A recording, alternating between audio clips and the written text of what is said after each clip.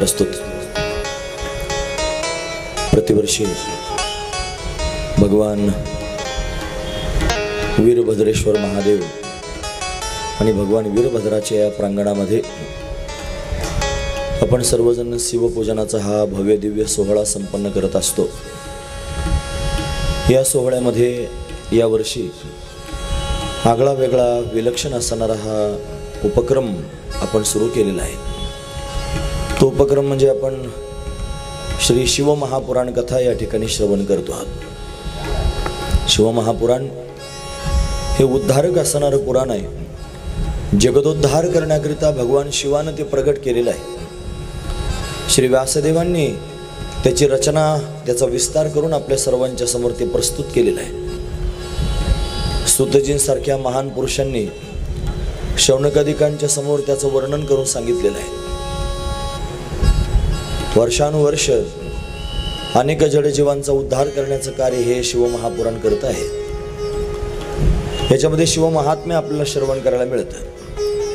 भगवान शंकराचा महिमा, भगवान शंकराचं स्वरूप, सामर्थ्य,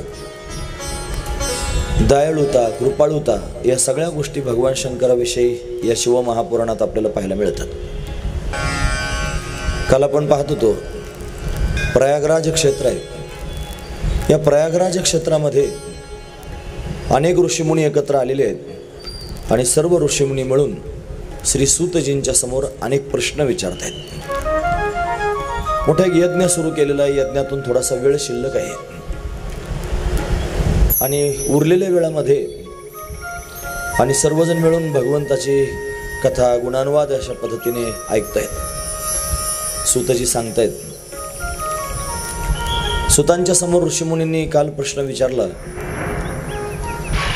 घोर असणारं कलियुग आहे। या कलियुगातले लोक त्यांनी महाराज कसे वागतील, प्रत्येक वर्ण, प्रत्येक आश्रमातले लोक कोणत्या पद्धतीने त्यांची चर्या आहे आणि अशी चर्या असणारे जे लोक आहेत या कलीच्या प्रभावानं जे त्रस्त झालेले आहेत त्यांचा उद्धार कोणत्या पद्धतीने होईल, कशा पद्धतीने ते उद्धारून जातील असा प्रश्न आहे। भगवान शिवाचं स्मरण केल्याने, भगवान शिवाची भक्ती केल्याने, भगवान शिवाचं ध्यान केल्याने, भगवान शिवाचं पूजन केल्याने या कलियुगामध्ये उन्मत्त झालेल्या या सर्व जीवांचा उद्धार होणार आहे। म्हणजे शिवपुराण हेच सांगताय की आपण अंतकरणापासून भगवान शंकराचं स्मरण, भगवान शंकराची शरणागती करा। अतिशय सुलभ असणारी साधना आहे। ती साधना या शिवपुराणात वर्णन करून सांगितली। काल आपण पाहिले कलियुग कसा आहे। कली न घडे साधन, उचित विधी विधान, न कळे न घडे सर्वथा। ऐका कलीचे महिमान, असत्य अशी रिझले जन, पापादिती अनुमोदन। हे असत्याला रिझलेली सर्व मंडळी आहेत। पापाला अनुमोदन देणारे लोक आहेत। पुण्यकर्म करण्याकरिता सहजासहजी प्रवृत्त न होता पाप कर्म करण्यामध्ये जास्त रत होणारी मंडळी आणि या सर्वांचा उद्धार एकाच साधनानं होईल, तो म्हणजे भगवान शंकराची शरणागती, भगवान शंकराची भक्ती। हे शिवमहापुराणाला सांगायचंय। आपण तो काल विशेष असणारा मुद्दा श्रवण करत होतो। काल आपण पाहिलं या कलियुगामध्ये पुण्यहीन असणारी माणसं प्रगट होतील। दुराचार करणारे, दुराचारावर प्रेम करणारे, परनिंदा करणारे, दुसऱ्याच्या द्रव्याची, दुसऱ्याच्या स्त्रीची अभिलाषा करणारे, नास्तिक स्वभावाचे बुद्धिवादी लोक त्यांनी अशा पद्धतीने तयार होतील। आपल्या स्वतःच्याच मात्या पित्यांचा द्वेष करतील, स्त्रियांच्या मोहामध्ये त्यांनी पडतील। अशी त्यांनी चर्या सर्व कलियुगातल्या लोकांचे वर्णन करून सांगितले। त्याच्यानंतर या कलियुगातले ब्राह्मण कसे असतील हा मुद्दा आपण काल पाहिला होता। कलियुगातले ब्राह्मण लोभात अडकतील, वेदाचा विक्रय करतील। वेदाची विक्री करणं काय योग्य गोष्ट नाही। वेद हा उद्धारक आहे। जगदोद्धार करण्याकरिता वेद प्रगट झालेला आहे। दोन प्रकारची साधनं आहेत उद्धाराकरिता प्रगट झालेली। भगवान महाविष्णूच्या श्वासातून प्रगट झालेला तो वेद आहे महाराज, त्याला निगमशास्त्र म्हणतात। तुम्ही ऐकतात ना सर्वजण। महत्वाचा मुद्दा सांगतो, फॅन बंद कर। त्याला निगमशास्त्र म्हणावं। आणि भगवान शंकरानं भगवती जगदंबेच्या समोर, पार्वतीच्या समोर जे वर्णन करून सांगितलं त्याला आगमशास्त्र म्हणावं. आगम आणि निगम हे दोन शास्त्र आहेत महाराज. भगवान विष्णूपासून जे प्रगट झालं ते निगम आणि भगवान शंकरापासून जे प्रगट झालं ते आगम. हे दोनही अग्निशास्त्र आणि उद्धारक आहेत, जडजीवांचा उद्धार करणारे आहेत. हे लक्षात ठेवण्यासारखं आहे.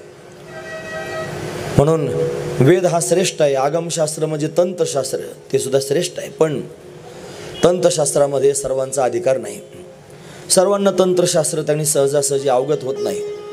तुकोबरायांसारख्या महापुरुषांनी सांगितलं, मंत्रचळी थोडा तरी धडच होई वेडा. त्या मंत्रामध्ये न्यास असतात, विनियोग असतात, छंद असतात, ऋषी असतात, देवता असतात. त्या मंत्राबरोबर त्याला जोडून तंत्र असतं, त्याला जोडून एक यंत्र असतं. म्हणून त्यांनी अशा पद्धतीने ती पद्धतीच स्वतंत्र असणारी पद्धती आहे. तिच्यामध्ये सर्वांचा अधिकार नाही म्हणून ती प्रचलित नाही. पण वेद निगमशास्त्र हे निगमशास्त्र त्यांनी 3 प्रकारानं पाहिलं जातं. त्याच्यामध्ये 3 कांड आहेत महाराज. एक आहे कर्मकांड, दुसरा आहे उपासनाकांड आणि तिसरा आहे ज्ञानकांड. कर्मकांड कर्म अतिशय सूक्ष्म आहे. सामान्य बुद्धीला कर्म कळत नाही, पण तरीसुद्धा वेदामध्ये कर्मकांड सांगितलेलं आहे. कर्म आपण कालच पाहिलं, भगवंतापर्यंत जर जायचं असेल तर यज्ञ अतिशय महत्त्वाचा आहे. त्याच्याकरिता श्रीमद भगवद्गीतेतला एक पुरावा आपण सर्वांनी पाहिला. अन्नात भवती भूतानी पर्जन्यात अन्न संभव, यज्ञात भवती पर्जन्य, यज्ञ कर्म समुद्भव. मग कर्म अतिशय महत्त्वाचं आहे. यज्ञ केला की मग त्याच्यातून पर्जन्य प्राप्त होतं. हा जो पाऊस पडतोय ना आता, तेवढासा काही मुबलक पाऊस पडतो असं नाही. पूर्वी जास्त पाऊस होत होता. त्याचं कारण पूर्वी यज्ञ पण जास्त केले जात होते. तुम्हाला आमचा एवढा चांगला कार्यक्रम चालला आणि त्याच्यात हा पाऊस आला, तसं नाही. ते तो आपल्या कार्यक्रमात आला नाही, आपण त्याच्या कालखंडात कार्यक्रम सुरू केला आहे. हा महत्त्वाचा विचार आहे. तो आपल्या कार्यक्रमात विक्षेप करण्याकरिता आला नाही, आपण त्याच्या कालखंडात कार्यक्रम सुरू केलेला, तो त्याचं काम करतो आहे. आणि आणखी महत्त्वाचा मुद्दा सांगतो. आता कर्मधर्म संयोगानं पावसाळाच चालू आहे, त्याच्यामुळे पाऊस पडला याच्यात काही नवल नाही. पण जर भगवंताची कथा आपण सुरू केली आणि त्या कथेच्या दरम्यान जर पाऊस आला तर समजायचं भगवान प्रसन्न आहेत. म्हणजे भगवंताची प्रसन्नता समजा. असा पाऊस त्यांनी अशा पद्धतीने पडतो आहे. एखाद्या महात्म्याचं त्यांनी अचानक अशा पद्धतीने आगमन झालं, आमंत्रण न देता जर कथेला भेट देण्याकरिता महात्मा आला की समजायचं भगवान प्रसन्न झाले. तसं जलवर्षाव जर त्यांनी वरतून होत असेल तर भगवान प्रसन्न झाले असं समजायला काही हरकत नाही. म्हणून पर्जन्य जर प्राप्त करून घ्यायचं असेल तर कर्म महत्त्वाचं आहे. ते कर्म जर कशात सांगितलं असेल तर वेदात सांगितलं. वेद महत्त्वाचा आहे. एवढा श्रेष्ठ असणारा वेद, पवित्र असणारा वेद, त्याच्यामध्ये उपासना सांगितली. आता शिव उपासना आपण सर्वजण करतो. विष्णूची उपासना केली जाते. पंचदेव उपासना भगवान भाष्यकारांनी म्हणजे आदि जगद्गुरु शंकराचार्यांनी देवपंचायतन जगाच्या समोर सांगितलं. त्याच्यामध्ये गणपती, भगवान शिव, भगवान विष्णू, भगवती जगदंबा आणि सूर्यनारायण हे जे 5 देव आहेत याला देवपंचायतन असं म्हणायचं. ही पंचायतन देवता म्हणजे 33 कोटी देव. म्हणजे काय? कोटी म्हणजे संख्यावाचक नाही, कोटी म्हणजे प्रकारवाचक. 33 प्रकारचे देव आहेत. 11 रुद्र आहेत, 8 वसु आहेत, अश्विनी कुमार आहेत. म्हणून त्यांनी कोटी म्हणजे प्रकार, असे 33 प्रकार पाहायला मिळतात. 11 रुद्र आहेत. भगवान शंकराचे 11 रूप आहेत महाराज. 11 रुद्र त्याच्यात येणार आहे पुढं आता लगेच. म्हणून त्यांनी भगवान शिवाचं ते दिव्य स्वरूप आहे. म्हणून वेदामध्ये ते सांगितलेले, त्याची उपासना कशी करावी ही वेदानं सांगितलेली आहे. आता इथं आपण त्यांनी शिवाभिषेक करतो. सगळेच लोक अभिषेकाकरिता बसतात. ते जो अभिषेक होतो की नाही ती उपासना पद्धती आहे. आणि ती जर कशात सांगितली असेल तर ती वेदात सांगितली. मग वैदिक पद्धतीनं आपण उपासना भगवान शंकराची करतो. वेदामध्ये ज्ञान सांगितलेलं आहे. उद्धाराचं ज्ञान वेदात आहे. एवढा श्रेष्ठ असणारा वेद आहे आणि त्या वेदाची विक्री केली जाते या कलियुगामध्ये. हे त्यांनी महाराज त्रासदायक आहे. बऱ्याच वेळेला शिकलंच तेवढ्या करता जातं विकण्याकरता. म्हणून त्यांनी विक्री होणं चांगली गोष्ट नाही. म्हणून इथं कलियुगामध्ये असणारे ब्राह्मण वेदाचा विक्रय करतील असं आपण ऐकलं. दुसऱ्यांना फसवतील, लुबाडतील. क्षेत्रामध्ये असणारे ब्राह्मण उदरम भरिणो जीवा वराका कूट भाषिना, पोट भरण्याकरिता त्यांनी अट्टहास करतील. देवपूजेवरून त्यांनी अशा पद्धतीनं देवपूजेच्या माध्यमातून धन मिळवायचं म्हणून एकमेकावर भांडण करतील, पंडित दयारहित होतील, क्रूर होतील, असे त्यांनी महाराज चर्या या कलियुगातल्या ब्राह्मणांची असेल. क्षत्रिय जर त्यांनी पाहिले तर एक क्षत्रिय त्यांनी महाराज स्वतःचा धर्म सोडून कुसंगती करतील. शस्त्रास्त्र विद्या त्यांना आत्मसात करता येणार नाही, ते करण्याच्या प्रयत्नातही राहणार नाहीत. शस्त्रास्त्र विद्या ही क्षत्रियानं संपादन केली पाहिजे.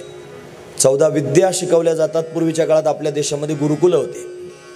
या गुरुकुलाच्या माध्यमातून त्यांनी आपले 14 विद्या 64 कला शिकवल्या जात होत्या.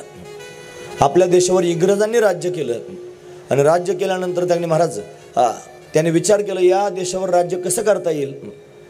धूर्त होते इंग्रज. त्यांनी पाहिलं या देशामध्ये त्यांनी शिक्षण प्रणाली काय आहे. ही शिक्षण प्रणाली त्यांनी धर्ममय असणारी शिक्षण प्रणाली आहे. यांना जागृत ठेवण्याची शिक्षण प्रणाली हिच्यावर आधी घाला घातला पाहिजे. पण सगळ्यात आधी इंग्रजांनी कलकत्ता युनिव्हर्सिटीची स्थापना केली आणि गुरुकुल पद्धती बंद करून टाकली आणि पाश्चात्य संस्कृतीचं शिक्षण आपल्याकडे आणलं. तेव्हापासून आपण त्यांनी आपल्या धर्मसंस्कृतीपासून दूर गेलो. म्हणून त्यांनी खरी आपली धर्मसंस्कृती गुरुकुलात शिकवली जात होती. मग त्याच्यामध्ये विद्यार्थ्यांना गुरुकुलात ठेवलं जात होतं. राजा राजवाड्यांची मुलं सुद्धा गुरुकुलात जात होती. त्यांना तिथं अस्त्रशस्त्र विद्या शिकवली जात होती. कशाकरिता? संरक्षण करणं हे क्षत्रियाचं काम आहे. म्हणून त्याच्याकरिता त्याला अस्त्रशस्त्र विद्या शिकली पाहिजे. पण क्षत्रिय कलियुगामध्ये त्यांनी असे होतील की जे आपला धर्म त्यांनी पाळणार नाहीत, कुसंगतीमध्ये जातील आणि शस्त्रास्त्र विद्या त्यांनी मला शिकणारच नाहीत. त्याच्यात जे पारंगत होते ते शिकणार नाहीत. त्यांच्या ठिकाणी ते अज्ञान अशा पद्धतीनं राहील. ते गायी ब्राह्मणांचा अनादर करतील.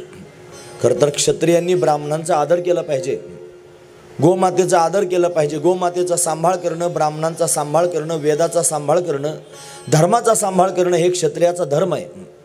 म्हणून क्षत्रिय त्यांनी उन्मत्त होतील आणि या सगळ्या गोष्टी त्यांनी सोडून देतील. हे कलीच्या प्रभावानं होईल. त्याच्यापेक्षा अंडरलाईन करण्यासारखा मुद्दा क्षत्रियांकरता इथं लिहिला आहे. हे सगळेची सगळे त्यांनी क्षत्रिय इथं सर्वजण शब्द वापरला. सर्वजण कामदास आणि धनदास पाहायला मिळतील. म्हणजे कामानं त्यांनी अशा पद्धतीनं आकृष्ट होतील आणि धनाकरता संपूर्ण जीवन खर्च करण्याच्या विचारात राहतील. अशा पद्धतीने क्षत्रियांची चर्या त्यांनी बिघडून जाईल. वैश्य त्यांनी कसे वागतील. ब्राह्मण, क्षत्रिय आणि वैश्य हे त्यांनी संस्कारविहीन होतील. धर्मविमुख अशा पद्धतीने वागतील. जे कुमार्गगामी त्यांनी असतील. वैश्य म्हणजे व्यापार करणारे, व्यवसाय करणारे. ते त्यांनी वजनामध्ये अशा पद्धतीने घट करतील. खोटेपणा अशा पद्धतीने करतील व्यवहारामध्ये. असे लोक त्यांनी प्रत्यक्ष पाहायला मिळतील. आपला धर्म सोडून ब्राह्मणांसारखं वागायचा प्रयत्न करतील. वैश्य ब्राह्मणासारखं वागायचा प्रयत्न करतील. आणि पुन्हा त्यांनी आचार आणि तप ब्राह्मणांकडे पाहायला मिळतं. त्या ब्राह्मणांना कशा पद्धतीने परास्त करता येईल, त्यांचं तेज कशा पद्धतीने हरण करता येईल आणि त्यांच्या जागेवर आपण ब्राह्मणत्व त्यांनी कसं धारण करता येईल असा विचार वैश्य करतील. असा त्यांचा विचार या ठिकाणी मांडला.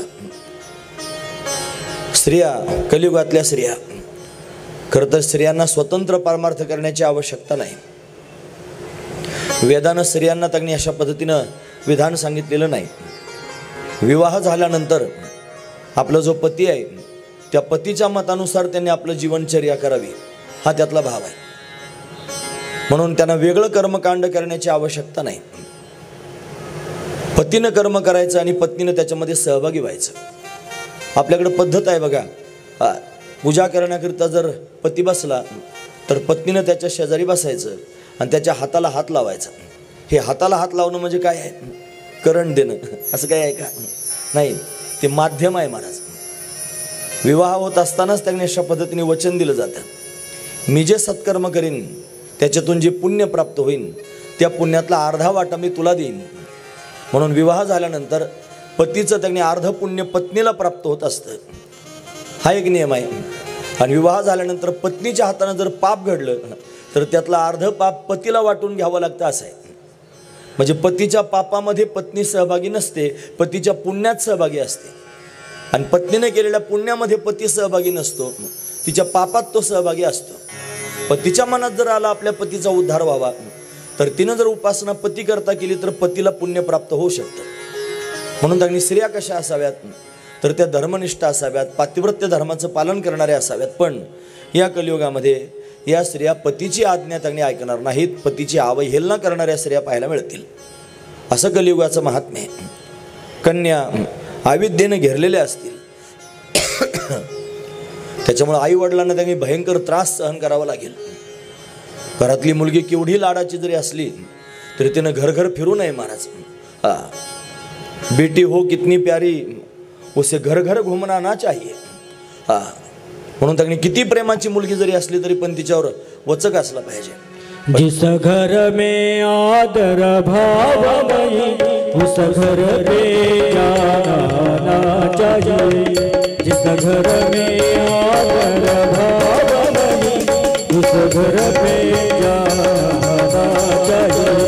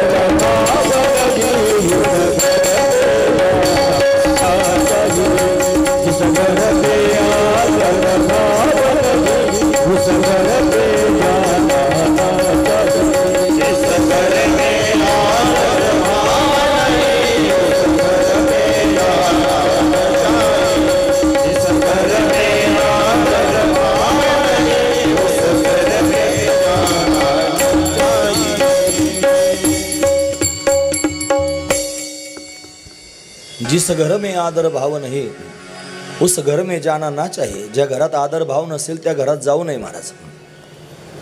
पत्नी किती प्रेमाची असली तरी तिला भेद सांगू नये, म्हणजे अंतकरणातलं सूक्ष्म असणारं वर्म सांगू नये. स्त्री स्वभावात स्त्रीचा स्वभाव असा असतो जी आपल्या पोटात काही ठेवू शकत नाही, ती सहज दुसऱ्याला तुमच्या अंतकरणातला भेद सांगू शकते. मुलगा किती प्रेमाचा असला तरी त्याला डोक्यावर घेऊ नये. मुलगी किती प्रेमाची असली तरी ती घरोघर अशा पद्धतीने तिने फिरू नये. असं साधू संतांनी वर्णन करून सांगितलेलं. हे उगीच नाही सांगितलं महाराज, त्याची गरज आहे, आवश्यकता आहे.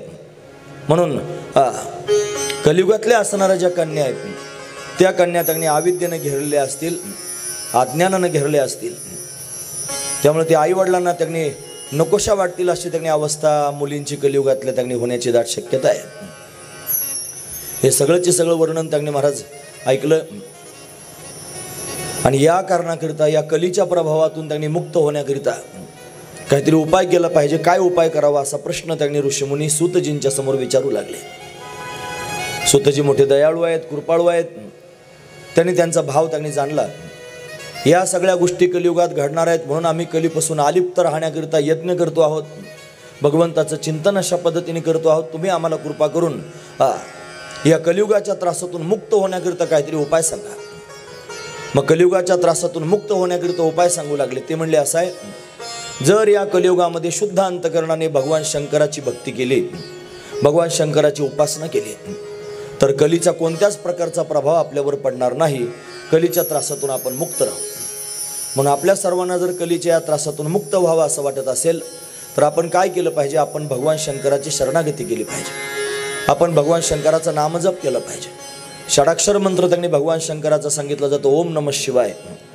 त्याच्यामध्ये ओम हे त्यांनी ब्रह्मबीज आहे, ते त्याला जोडून म्हणलं जातं. पण सहजासहजी सर्वांनी त्यांनी ब्रह्मबीज जोडून मंत्र म्हणू नये. नमः शिवाय नमः शिवाय नमः शिवाय असं सतत त्यांनी म्हणत असाल, सुचिरभूत असता ज्या काळामध्ये, त्या काळामध्ये त्यांनी ओम नमः शिवाय मंत्राचा जप तुम्ही करू शकता. ओम नमः शिवाय मंत्र त्यांनी आपल्या स्वतःच्या मनानं जपण्यापेक्षा अधिकारी व्यक्तीच्या मुखातून त्याचं श्रवण आपण आधी करावं, त्याचा अनुग्रह प्राप्त करून घ्यावा आणि मग आपण त्याचा जप अशा पद्धतीने करावा. नमः शिवाय म्हणजे त्यांनी भगवान शिवाला मी नमन करतो, नमस्कार करतो, हा त्यातला भाव आहे. ओम नमः शिवाय परब्रह्म स्वरूप असणारे भगवान शिव आहेत, त्यांना मी नमस्कार करतो, असा ओम नमः शिवाय मंत्राचा अर्थ होतो. म्हणून आपण सर्वांनी त्यांनी भगवंताची शरणागती करावी. म्हणजे मी त्यांना नमस्कार करतो आहे, मी तुम्हाला शरण आलेलो आहे, अशा भावनेनं भगवान शंकराची शरणागती करावी आणि भगवान शंकराच्या अनेक त्यांनी विशेष असणाऱ्या लीला श्रवण कराव्यात. भगवान शंकराचं चरित्र श्रवण करावं. कुठे त्यांनी चरित्र श्रवण होईल, कशा माध्यमातून श्रवण होईल, असं जर कोणी त्यांनी विचारत असेल तर हे शिवमहापुराण ते सांगण्याकरिता तयार आहे महाराज. या शिवमहापुराणामध्ये तेच सर्वांच्या समोर वर्णन करून सांगितलेलं आहे. कशा पद्धतीने भगवान शंकराची उपासना करावी शिवपुराण आपल्याला सगळ्यांना वर्णन करून सांगतं.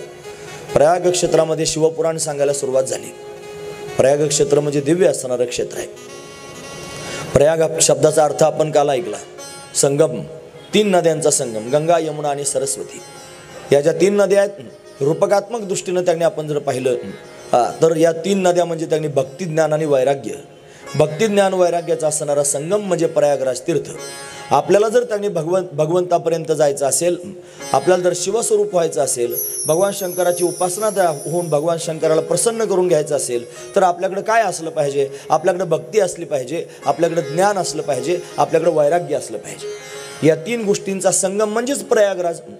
तुम्हाला प्रयागराज क्षेत्रात गेल्यानंतर भगवान शंकराचं चिंतन त्यांनी घडेल किंवा साक्षात्कार करण्याकरिता साधना करता येईल, असा विचार ज्यावेळेला समोर येतो त्यावेळेला असाच विचार करावा की त्रिवेणी संगम म्हणजे भक्ती, ज्ञान, वैराग्याचा संगम.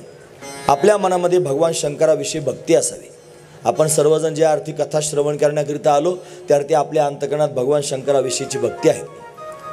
भगवान शंकराचं ज्ञान असावं. काय आहेत भगवान शंकर, कसे आहेत भगवान शंकर, बाह्यांगानं भगवान शंकराला पाहणं आणि अंतरंगानं भगवान शंकराला पाहणं, या 2 अंगानं शंकराला पाहता येतं. भगवान शंकर त्यांनी तटस्थ लक्षणं जर पाहायचे असतील तर हे असे आहेत पहा. जटाजूट धारण केलेले, कर्पूर गौरम करुणावतारम संसारसारम भुजगेंद्रहारम, असा आपण ज्यांच्याविषयी म्हणत असतो. मृत्युंजयाय रुद्राय नीलकंठाय शंभवे अमृतेशाय शर्वाय महादेवाय ते नमः, असं ज्यांच्याविषयी आपण सतत त्यांनी म्हणत असतो ते भगवान शंकर त्यांनी बहिरंगानं जर आपण पाहिले तर अशा पद्धतीने तुम्हाला दिसतील. पण त्यांचा अंतरंग शोधला पाहिजे. ज्ञान म्हणजे काय? भगवान शंकराच्या स्वरूपाचं ज्ञान प्राप्त करून घ्यावं. कसा आहे भगवान शिव? भगवान शिव हा सत्य आहे. शिवपुराण सांगता आपल्याला, लक्षपूर्वक ऐका. भगवान शिव हा चैतन्य स्वरूप आहे. भगवान शिव हा आनंद स्वरूप आहे. म्हणून त्यांनी सच्चिदानंद हे भगवान शंकराचं स्वरूप आहे. त्या स्वरूपापर्यंत आपण गेलं पाहिजे. भगवान शंकराचं 2 प्रकारानं ज्ञान प्राप्त करून घेता येईल. एक आहे परोक्ष ज्ञान आणि दुसरे अपरोक्ष ज्ञान. परोक्ष ज्ञान म्हणजे काय हो? परोक्ष शब्दाचा अर्थ होतो दूरच्या वस्तूचं ज्ञान आणि अपरोक्ष शब्दाचा अर्थ होतो जवळच्या वस्तूचं ज्ञान. असं त्यांनी 2 प्रकारची ज्ञानं पाहायला मिळतात. परोक्ष ज्ञान, भगवान शंकर कसे आहेत, ते असे आहेत असं त्यांनी बाहेरून आपल्याला कळणं, हे परोक्ष ज्ञान झालं. आणि अपरोक्ष ज्ञान म्हणजे काय? आत्मत्वाने भगवान शंकराचं ज्ञान. भगवान शंकर सच्चिदानंद रूप आहेत असं आपण ऐकलं. आपला आत्मा जर आपण पाहिलं तर आत्मा सुद्धा सच्चिद आणि आनंद स्वरूप आहे. आत्मा आणि ते ब्रह्म म्हणजे त्यांनी शिव एकच आहेत. म्हणून तर जीव शिव ऐक्य असा शब्द आपण पाहतो. जीवाचं आणि शिवाचं ऐक्य होत असतं. शिव जर कशानं झाला असेल आणि जीव जर कशानं झाला असेल याचा विचार जर आपण करण्याचा प्रयत्न केला तर त्याला कारणं सांगितली. नाथ महाराज वर्णन करून सांगतात. हे कल्पना अविद्या तेने झाला जीव, मायोपाधी शिव जाणे जीव, मायोपाधी शिव जाणे, मायोपाधी शिव जाणे, कल्पना तेने झाला जीव, मायोपाधी शिव जाणे, मायोपाधी शिव जाणे,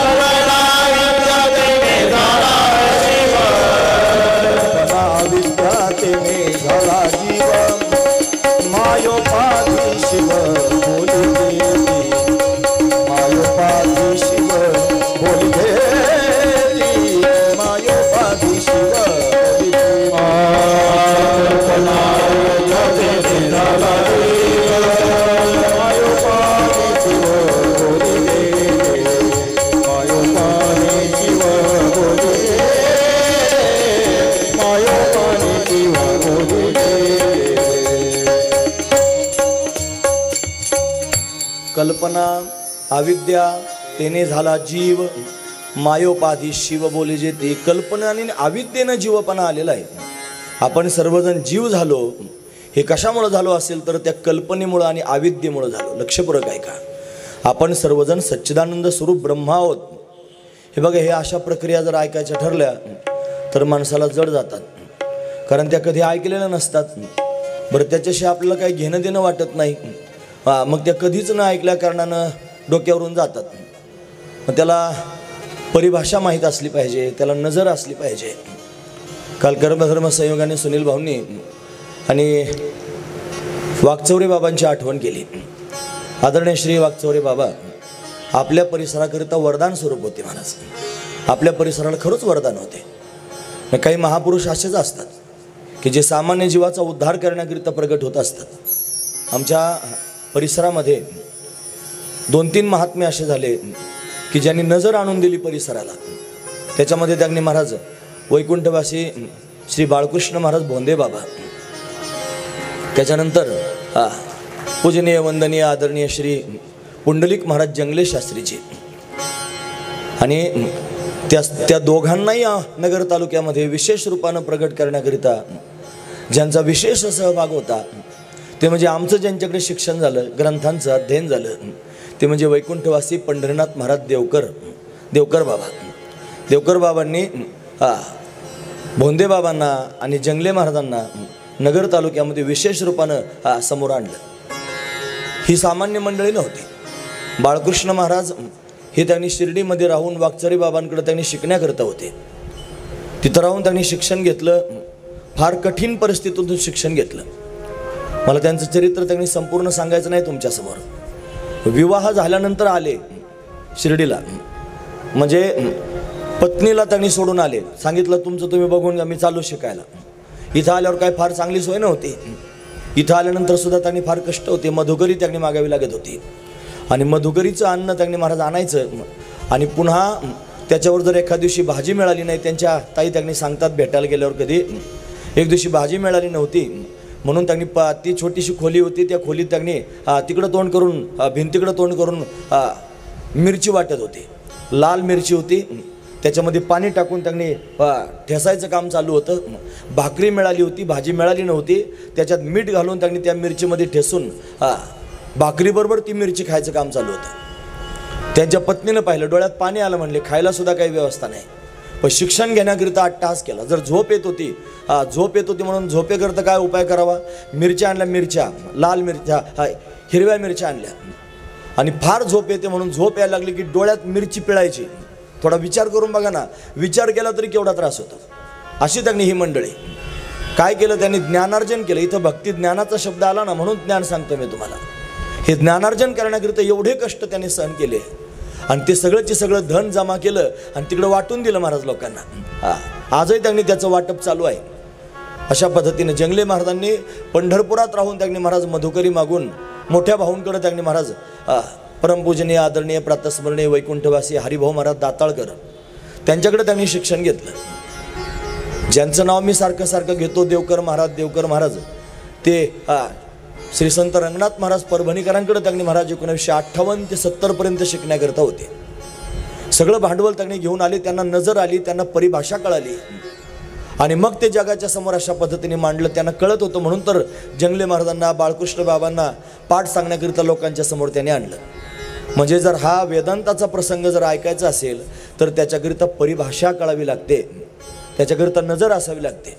गुरुजी म्हणायचे परमार्थ कोणाचा? गुरुजी म्हणजे वैकुंठवासी रंगनाथ महाराज परभणीकर.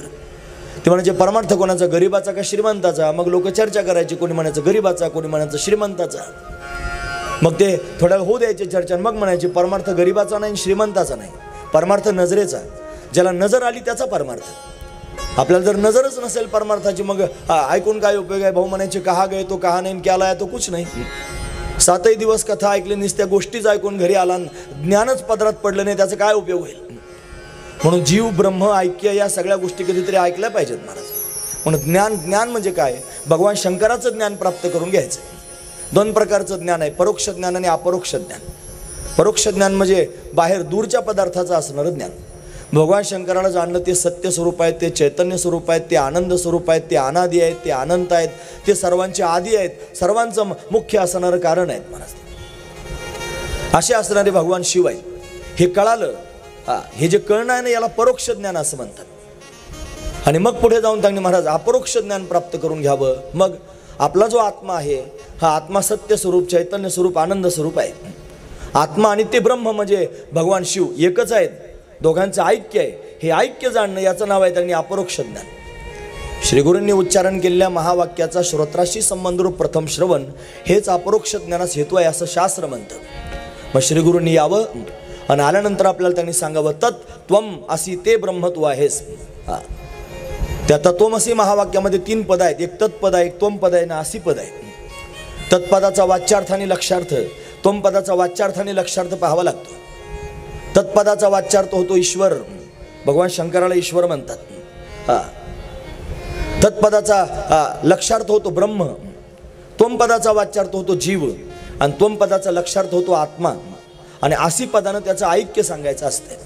ऐक्य करायचं नाही, असलेलं ऐक्य सांगायचं. म्हणून ऐक्य सांगितलं. मग कशाचं सांगावं? वाच्यार्थाचं सांगावं की लक्षार्थाचं सांगावं? थोडा वेळ कठीण जाईल पण ऐकून ठेवा, गरजेची गोष्ट आहे. इथं आलंय म्हणून मी तुमच्या समोर त्याचं वर्णन करून सांगतोय.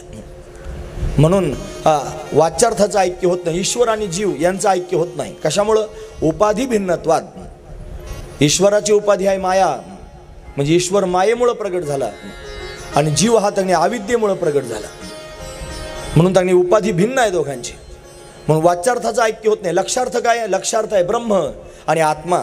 ब्रह्म सच्चिदानंद रूप आहे आणि आत्मा सच्चिदानंद रूप आहे. म्हणून जे तत्वमसी महावाक्यामध्ये असणारं 3रं पद आहे आसी पद, या आसी पदानं ब्रह्म आणि आत्मा दोघांचं ऐक्य जाणायचं आहे.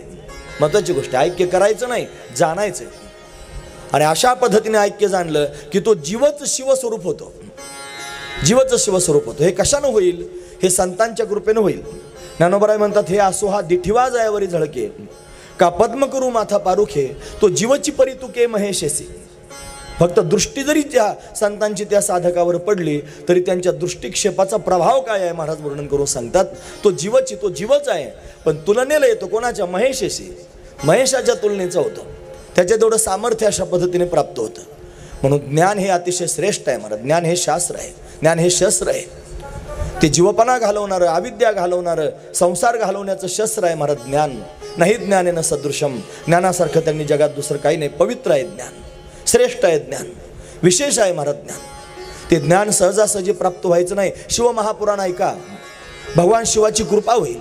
कारण ज्ञान देणारे भगवान शंकर आहेत. पहिल्या दिवसापासून आपण हे ऐकतो आहोत. पहिल्या दिवशी आपण हे ऐकलं होतं की कोणकोणत्या गोष्टीची प्राप्ती करण्याकरिता कोण्या कोण्या देवाची उपासना करावी. तुम्ही जर ऐकत असाल बारक्याने तर तुमच्या लक्षात असेल. ज्ञान प्राप्त करून घेण्याकरिता भगवान शंकराची उपासना करावी असं आपण प्रकर्षानं पाहिलं होतं. पण ज्याला खरंच ज्ञान पाहिजे स्वरूपाचं, ज्याला जन्म मरणाच्या परंपरेतून मुक्त व्हायचंय, ज्याला भवबंधनातून मुक्त व्हायचंय, त्यानं ज्ञान प्राप्त करून घेतलं पाहिजे. आणि ते ज्ञान जर कोण देणार असेल तर भगवान शिव देतात, हा त्यातला भाव आहे. म्हणून भगवान शिवाची काय असावी जीवनामध्ये? भक्ती. मग भगवान शिव आपल्याला देतील ज्ञान. ते ज्ञान टिकूनही राहिलं पाहिजे.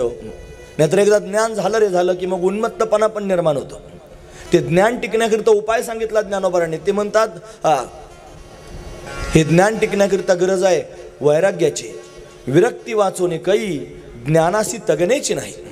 विरक्ती जर नसेल तर ज्ञान टिकणारच नाही महाराज. म्हणून वैराग्याची पण गरज आहे. पण भगवान शंकराचं ज्ञान प्राप्त करून घ्यावं. कशाच्या माध्यमातून? भक्तीच्या माध्यमातून.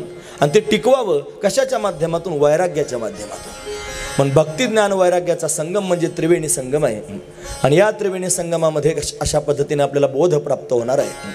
म्हणून शिवमहापुराण हे त्रिवेणी संगमासारखंच आहे.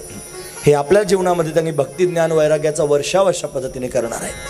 मग काय काय सांगतं हे शिवपुराण? कशा पद्धतीनं हे ज्ञानापर्यंत घेऊन जातं शिवपुराण? असे अनेक प्रश्न आपल्या सगळ्यांच्या मनामध्ये त्यांनी तयार होऊ शकतात. असे अनेक प्रश्न ऋषीमुनींनी सूतजींच्या समोर विचारले सुद्धा. त्यांनी सांगितलं शिवपुराण हे अतिशय पवित्र असणारं पुराण आहे. हे 4 पुरुषार्थ प्राप्त करून देतं असं शिवपुराणातलं वर्णन आहे. हे विद्येश्वर संहिता चालू आहे, ती मी आपल्या समोर सांगतोय. 4 प्रकारचे पुरुषार्थ प्राप्त करून देतं. कोणकोणते 4 पुरुषार्थ आहेत? धर्म, अर्थ, काम आणि मोक्ष. धर्म शब्दाचा अर्थ होतो पुण्य. हे जर आपण श्रवण केलं, याचं आपण चिंतन केलं, तर हे शिवमहापुराण भगवान शंकराच्या कृपेनं आपल्याला पुण्य प्राप्त करून देईल. शिवमहापुराणाच्या श्रवणानं काय होतं, फलश्रुती आपण मागे ऐकलीच आहे. पण शिवमहापुराण आपल्याला पुण्यप्रद आहे, पुण्य प्राप्त करून देणार आहे. अर्थ म्हणजे संपत्ती. संपत्ती किती असावी? आमचे भाऊ म्हणायचे, लोक ईशाना जमा करण्याकरिता फिरतात. सगळ्यात पहिली ईशाना असते पुत्रेशना, दुसरी ईशाना असते दारेशना, मग असते वित्तेशना आणि मग असते लोकेशना. अशा 4 प्रकारच्या ईशना असतात. पुत्रेशना म्हणजे काय? माझा वंश वाढावा, माझा वंशवेल त्यांनी अशा पद्धतीनं वृद्धिंगत व्हावा, वंशवृद्धी होण्याकरिता पुत्ररत्नाची प्राप्ती व्हावी, मग पुत्र प्राप्त व्हावा, याला त्यांनी पुत्रेशना असं म्हणतात. मग पुत्र प्राप्त करण्याकरिता काय केलं पाहिजे? पत्नी असली पाहिजे. बिगर पत्नीचा पुत्र कसा होईल? वामन भाऊंकडे एक मनुष्य गेला. वामन भाऊ म्हणजे त्यांना वाचासिद्धी होती म्हणतात. भगवान बाबा वामन भाऊ माहिती आहेत ना सगळ्यांना. वाचासिद्धी होती. गेला आणि म्हणला, बाबा मला मुलगा नाही, काहीतरी प्रसाद द्या. दिला नारळ त्याला. तो नारळ घेऊन गेला घरी, खाल्लं त्यानं नारळ. पुढच्या वर्षी परत आला. म्हणला, बाबा मागच्या वर्षी नारळ दिला होता पण मुलगा झाला नाही. दुसरा नारळ दिला. परत वर्षभरानं आला. म्हणला, बाबा 2 वेळा नारळ दिला पण मुलगा झाला नाही. बाबा म्हणजे लग्न होऊन किती वर्ष झाले? ती म्हणले, अजून लग्नच नाही झालं. मग तुझ्या बापाला मुलगा होईल का आता दुसरा? तुझं लग्न झालं नाही, तू म्हणतो मला पुत्र झाला नाही. मग पुत्र प्राप्त करून घेण्याकरिता, औरस पुत्र प्राप्त करून घेण्याकरिता पत्नीची आवश्यकता असते. शास्त्रामध्ये त्याला दारेशना असं म्हणतात. पुत्रेशना, दारेशना. मग पत्नी घरामध्ये त्यांनी विधिवत वेदविधान जसं सांगतं त्या पद्धतीने विवाह करून पत्नी घरात आली. पुत्ररत्नाची प्राप्ती झाली. मग पुत्र पत्नी प्राप्त झाल्यानंतर त्यांचं भरण पोषण करण्याकरिता गरज पडते संपत्तीची. म्हणून त्यांनी महाराज तिसरी ईशना, वित्तेशना, त्याला वित्ताची गरज असते. म्हणून त्यांनी पत्नी विधिवत संस्कारानुसार आपल्या घरात यावी. पुत्र त्यांनी औरस पुत्र प्राप्त व्हावा आणि त्यांचं भरण पोषण करण्याकरिता काल आपण पाहिलं होतं, जोडून या धन उत्तम व्यवहारे उदास विचारे वेच करी. उत्तम व्यवहार करून त्यांनी धन प्राप्त करून घ्यावं आणि उदास त्यांनी वृत्तीनं त्याचं वेच करावा. महत्त्वाचा विचार आहे. म्हणून त्यांनी वित्तेशना आणि मग ज्याला जास्त धन प्राप्त होतं मग तो पुढे लोकेशनाच्या मागे लागतो. लोकेशना, माणसाला धन प्राप्त झालं की पोट भरलं, पोटापेक्षा जास्त मिळालं की मग ते धनच शांत राहू देत नाही.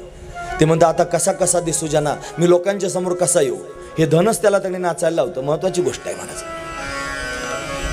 काल तुम्ही सुनील भाऊंचं 4 शब्दाचं बोलणं ऐकलं असेल. शेवटी त्यांनी सांगितलं, मी आजारातून त्यांनी बाहेर पडल्यानंतर माझ्या मनात असा विचार आला की चांगलं काम करावं, चांगला व्यवसाय, मोठ्या स्वरूपाचा व्यवसाय असं पण त्यांनी उल्लेख केला.